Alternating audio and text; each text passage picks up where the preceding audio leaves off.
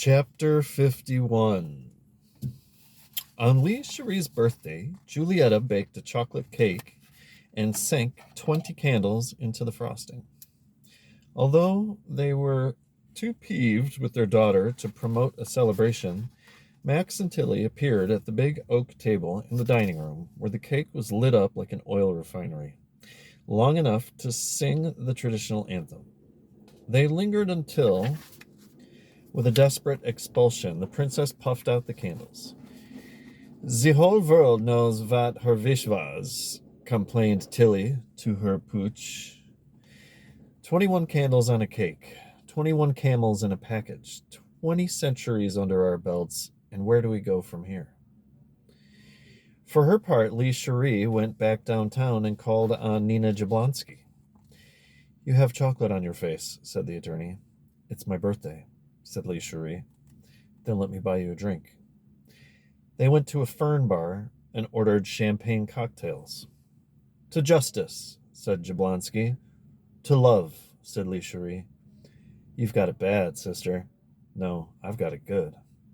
The princess downed her champagne cocktail and ordered a tequila mockingbird. "Tell me, Nina, you've been married for several years." Twice for several years." "Well, do you think it's possible to make love stay?" "Sure. It's not at all unusual for love to remain for a lifetime. It's passion that doesn't last. I still love my first husband, but I don't desire him. Love lasts. It's lust that moves out on us when we're not looking. It's lust that always skips town, and love without lust just isn't enough. Anybody can fuck anybody, Nina, but how many people can play together in the fields of true love?" "Geez, you make true love sound like some kind of elitist picnic. That's a smug misconception. Love, of all emotions, is democratic." Lee Cherie got the notion that Jablonski was chiding her for her monarchical background. She didn't care. "Oh," she said, "I'm not sure about that. I have an idea that love is a lot more exclusive than popular songs have led us to believe. Now, lust is democratic, all right. Lust makes itself accessible to any clod or clone who can muster enough voltage to secrete a hormone. But like you say, it doesn't stick around for long. Maybe lust gets fed up with democracy after a while. Maybe lust just gets bored with the way it's spent by mediocre people. Maybe both lust and love demand something more than most of us have the stomach for. These days, certainly folks seem more concerned with furthering careers than with furthering romance. You say you're 20 today." The princess registered the lawyer's insinuations of immaturity, but though she was unfamiliar with neoteny, she didn't care about that either. "Yes, I'm 20, and can you believe it? I have no idea how old Bernard is. He has at least a dozen driver's licenses, each one under a different name and a different age." With ecological soundness, she diverted into her throat a quantity of tequila that otherwise might have been left to stagnate or poured down the drain to poison the fishes. "Have you ever wondered what kind of driver's license they have on planet Argon?" "I think you better let me call you a cab." Jablonski gave Lee Cherie that uncomfortable, half-amused, half-resentful look that people always give you when they're remaining sober and you're getting looped. As a matter of fact, Jablonski had begun to look increasingly at Bernard in that same fashion, although a rabbi's dog could score pork chops in the streets of Tel Aviv easier than Bernard could acquire tequila in the King County Jail. Jablonski had come to believe that Bernard simply had too much fun.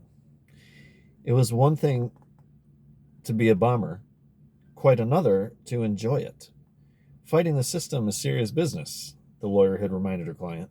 "It's serious business that creates the system," answered Bernard.